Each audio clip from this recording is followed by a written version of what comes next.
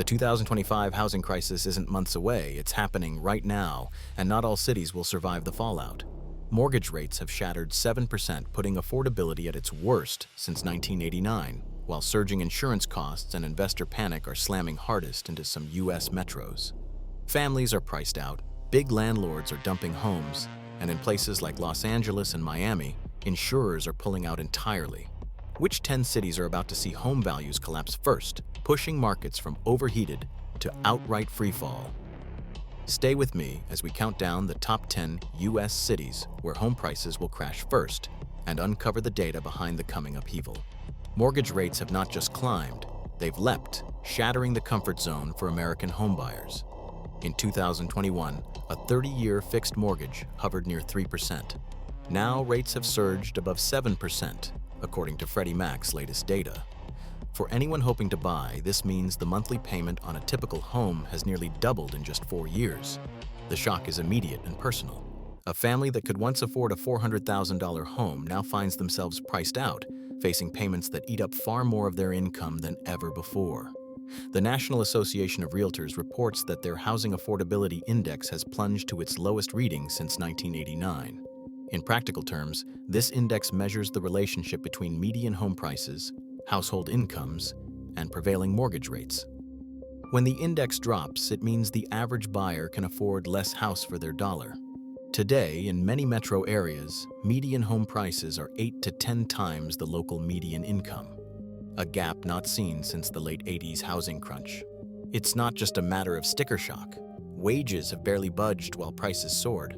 Even as inflation cooled, paychecks didn't keep pace with the cost of housing. The result? A widening chasm between what homes cost and what people actually earn. For many, the dream of ownership has become a moving target, always just out of reach. Lawrence Yun, chief economist at the National Association of Realtors, puts it bluntly, the Housing Affordability Index is so bad now, worse than 1989. Most markets are not healthy for average income buyers. The numbers bear this out.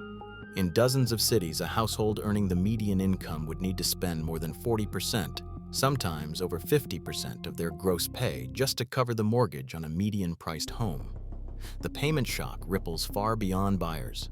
Renters hoping to make the leap to ownership are stuck on the sidelines, watching prices that no longer reflect local realities. First-time buyers, once a driving force in the market, have thinned out dramatically. The market's foundation, ordinary working families, has never been so shaky. These pressures are not distributed equally. Some cities, especially those that saw the wildest price surges during the pandemic, are now standing on thinner ice than others. But everywhere, the math has changed. The rules of the housing market are being rewritten, and for millions of Americans, the calculation just doesn't add up anymore. Insurance, once a quiet line item in the cost of homeownership, has become a breaking point in the housing market's foundation. In Florida, California, and Louisiana, the world's largest insurers, names like State Farm, Farmers, and AAA, have pulled out or slashed new policies, citing billions in losses from hurricanes, wildfires, and flooding. In Miami, the average homeowner's premium has soared to nearly $25,000 a year, more than triple what it was just 5 years ago. Tampa's coastal neighborhoods now face annual bills of $18,000 or more. In Los Angeles and San Francisco, wildfire risk has driven up premiums by 80% since 2018 and forced hundreds of thousands onto state-run backup plans with higher costs and thinner coverage. When insurers leave, the impact is immediate. Home sales grind to a halt in so-called red zones, where buyers can't secure a standard policy. Lenders refuse to finance uninsured homes, pushing sellers to slash prices or accept cash offers far below what they'd hoped. In some Louisiana parishes, a single rule change in 2025 allowed over 110,000 policies to be canceled overnight. Listing prices dropped by double digits within weeks, and transactions fell by half. But it's not just climate risk and insurance turmoil that are shaking the market. Wall Street's retreat has added another shock. Over the last few years, private equity giants like Blackstone's Invitation Homes and Progress Residential snapped up tens of thousands of single-family homes in cities like Phoenix, Las Vegas, and Tampa. When interest rates spiked in 2022, the math changed. Bulk listings from institutional owners flooded markets, with up to a third of new listings in some neighborhoods tied to these firms. In Phoenix, for example, Parkle Labs tracked a 40% jump in institutional listings in late 2022. As REITs faced margin calls and investor redemptions, these bulk sales often come at a discount, sometimes 5 to 12% below market comparables, amplifying local price declines. As portfolios are liquidated, vacancy rates rise, rents soften, and the cycle feeds on itself. In the hardest-hit cities, these two forces, insurance chaos and investor pullout, have turned what might have been a slow correction into a rapid, destabilizing downturn. For many homeowners, the risk isn't just losing value, it's being unable to sell at any price. Las Vegas sits at the edge of the Mojave Desert, but for the housing market, the real drought is demand. In 2024, CoreLogic tracked a 7% drop in median home prices across the city, the sharpest annual decline since the Great Recession.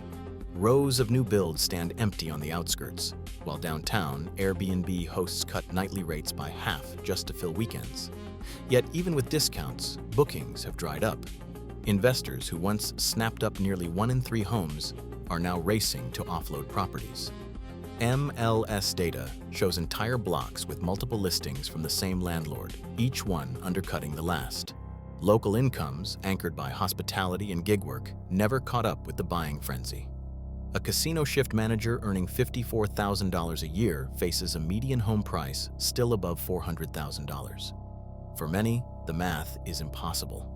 One Airbnb owner who bought 3 townhomes in 2021 now juggles vacancies and slashed rents, hoping just to cover the mortgage.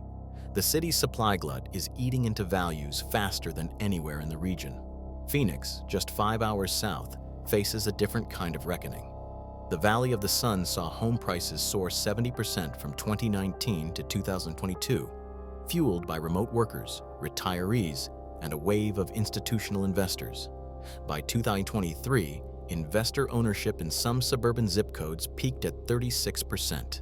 Now, the pendulum has swung the other way. Resale inventory is piling up, and builders on the city's edge offer record incentives, free upgrades, mortgage buy-downs, even cars to move inventory. But Phoenix's crash is not just about numbers. Water, or the lack of it, hangs over every transaction. The state's groundwater supplies have dropped to their lowest levels in decades. In June, a city water manager went public. "We can't guarantee new subdivisions will get permits next year." For buyers, that warning lands like a thunderclap. Some neighborhoods now see multiple homes listed by the same investor, each one lingering as buyers hesitate, not just over price, but over whether taps will run dry. In both cities, the story is written in empty houses and anxious owners. Overbuilding and environmental strain have become crash engines, turning once booming markets into cautionary tales. As the countdown continues, the fallout from supply gluts and resource limits is only beginning to surface. In Austin, a city once defined by tech optimism and population growth, the mood has changed. The tech sector, which drew thousands to new subdivisions on the city's edge, has been rocked by layoffs from giants like Dell and Oracle. Rents have dropped 12% in a single year, according to Apartment List. But for many, that's little comfort. A millennial couple who bought a home in 2021, lured by remote work and low rates, now faces a mortgage higher than their home's value. Their listing sits unsold, $100,000 below what they paid. "We're debating walking away if it doesn't sell by summer," the owner told a local reporter. The investor pullback, once a distant Wall Street story, is now a personal crisis for families watching their equity evaporate. On Florida's Gulf Coast, Tampa's housing market faces a different kind of threat, one that can't be fixed with price cuts or incentives. Insurance premiums have soared 300% in just 5 years, with the average annual bill topping $18,000 in some coastal neighborhoods. Retirees who move south for their golden years now face impossible choices. Some list homes at a loss because they can't afford coverage or risk going uninsured. Insurability issues appear in listing after listing, a sign of how deep the crisis runs. One couple, after their insurer pulled out, accepted a cash offer $75,000 below market just to escape the burden. The insurance shock is not just shrinking the buyer pool, it's rendering entire blocks unsellable for anyone needing a mortgage. Boise, Idaho, once the poster child for pandemic-era migration, has seen the tide turn sharply. Home prices are down 15% year over year, erasing the boom's gains. Redfin estimates that nearly 1 in 5 local mortgages is now underwater. The families who arrived in 2021, drawn by remote work and open spaces, are now watching their investment slip away. A Boise Weekly profile tells of a family who paid over $700,000 for a home at the peak. Their latest appraisal came back at $560,000. With local wages stagnant and remote work incentives fading, more people are leaving than arriving for the first time in years. For those who bought at the top, options are limited. Negotiate with lenders, list as a short sale, or simply walk away. In each of these cities, the triggers differ: tech layoffs, insurance chaos, or migration reversal. But the outcome is the same: a housing market no longer anchored by demand, but by fear and retreat. Denver's skyline tells a story of growth, but the numbers beneath the surface reveal a city under strain. Over the past year, the rental vacancy rate in Denver jumped from 5.5% to 7.7%, the sharpest increase since the aftermath of the Great Recession. This spike isn't a sign of abundance. It's a warning that even with more units available, many residents simply can't afford them. The city's median rent for a two-bedroom apartment now stands at $2,170, while median household income has barely budged, hovering near $86,000.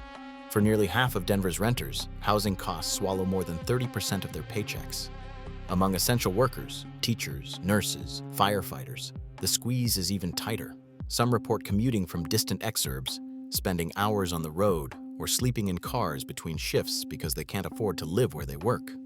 Landlords facing higher vacancies offer incentives and cut deals, but the math doesn't work for many. The result? More empty apartments, but no relief for those priced out of the market. New York City's outer boroughs face a different kind of crisis. In neighborhoods like Queens and the Bronx, the cost of rent has outpaced incomes for years, but the gap has now become a chasm. The median rent citywide has climbed to $3,294 a month, while the typical renter household brings in just $58,700 a year. That means the median renter is spending about 2/3 of their pre-tax income just to keep a roof overhead. According to the NYU Furman Center, 28% of New York's renter households are now severely rent-burdened, paying more than half their income to landlords. For families like the one in Jamaica, Queens, where both parents commute 2 hours each way for work, the daily grind is measured in lost time and mounting anxiety. Applications for subsidized housing have hit record highs, and more families are doubling up or leaving the city altogether. The numbers in Denver and New York point to the same reality. When home prices and rents break away from what people earn, the social fabric starts to unravel, one household at a time. San Francisco's skyline glitters, but beneath the surface, the housing market is unsteady. Over the past year, home prices in the Bay Area have fallen more than 10%, according to Case-Shiller. The tech sector, once the city's economic engine, has sputtered. Layoffs at giants like Meta and Google have sent shockwaves through the region. For a dual-income tech couple in Daly City, the numbers stopped working after one lost a job.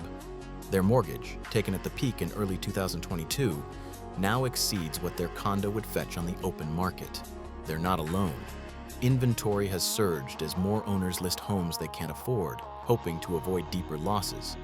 Even among high earners, some are quietly handing keys back to lenders, unwilling to keep sinking money into a falling asset. In Miami, the storm is financial as much as meteorological. Insurance premiums have soared 200 to 300% since 2020. The average homeowner now pays over $9,000 a year, more than tripling in just 5 years. For many, these bills rival or even surpass their mortgage payments. Major insurers like Farmers and AAA have pulled out, leaving families scrambling for coverage or forced onto expensive state-run plans. In Coral Gables, a retired couple watched their insurer cancel their policy after last year's hurricane. Unable to find affordable coverage, they sold their home at a $180,000 loss. Across Miami-Dade, stories like theirs are multiplying as the cost of risk becomes unmanageable. Los Angeles, long a symbol of opportunity, now faces a housing market stretched to the breaking point. Median home prices are more than 10 times the typical household income. At the luxury end, nearly 15% of listings sit unsold, many above $2 million, lingering on the market for months. For working families, the dream of homeownership has slipped out of reach. One LAUSD teacher and her family gave up, relocating to Lancaster for cheaper rent and a 90-minute commute. Policymakers worry that if prices drop just 10% more, internal models suggest over 15% of LA County borrowers could fall into negative equity. Behind the headlines are families forced to choose between impossible commutes, financial ruin, or leaving the city altogether. City budgets across the country are now facing a silent threat as home values falter. When property prices drop, the tax base that funds schools, emergency services, and basic infrastructure shrinks with them. In Miami and Los Angeles, county assessors are already warning of shortfalls if current trends hold. The impact is magnified by the surge in institutional listings. Parkle Labs tracked that up to 1/3 of homes hitting the market in the hardest-hit metros are owned by large investors, not families. These bulk sell-offs accelerate price declines and erode revenue further. Internal modeling by the FHFA, leaked in May, suggests that if Los Angeles home prices slip just 10% more, over 15% of local borrowers could find themselves owing more than their homes are worth. The fallout isn't limited to individual families. It threatens the financial backbone of entire communities as local governments scramble to plug widening gaps. Moody's chief economist Mark Zandi has warned that some Sunbelt cities could see home values fall by as much as 25% from their peaks. His latest analysis points to a dangerous mix of overvaluation, investor exodus, and climate risk, especially where insurance markets are unraveling. On Capitol Hill, lawmakers have debated mortgage relief and insurance reforms, but efforts to pass targeted buy-down programs have stalled in committee. Federal Reserve hearings reveal a deep divide. Some officials urge caution to avoid fueling inflation, while others see an urgent need for intervention as negative equity spreads. For now, the policy response remains gridlocked, leaving homeowners and buyers facing a landscape where the only certainty is uncertainty. In 2025, mortgage rates above 7% and the lowest housing affordability since 1989 have forced painful choices in cities like Los Angeles, Miami, and Boise. The evidence shows a clear pattern. Rapid price run-ups, stagnant wages, and insurance withdrawals have made home ownership out of reach for many, while investor sell-offs add to the pressure. Yet the full impact remains uncertain. Federal relief proposals are stalled, and experts like Mark Zandi warn that in Sunbelt cities, prices could fall as much as 25%. The Federal Housing Finance Agency's own models confirm that 1/3 of new listings now come from institutional owners, and up to 15% of Los Angeles borrowers are already underwater. What remains unknown is how deep these declines will go and whether policy intervention will arrive in time. The data is clear. The 2025 housing crisis has begun, and its ripple effects are still unfolding across America's most vulnerable cities.